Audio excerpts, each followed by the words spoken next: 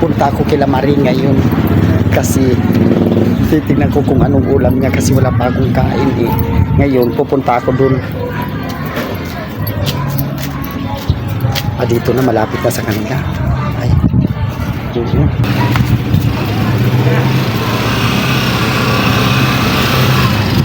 Ang tao.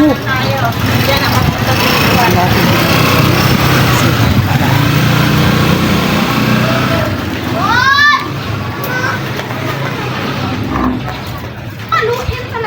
Hi, Maring!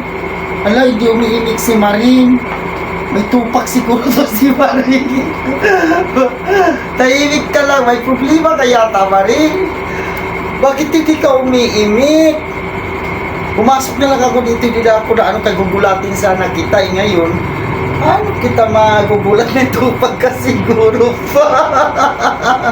Joke! Hala, si Maring. Naghihiwa siya. Ano kayang lulutuin nito?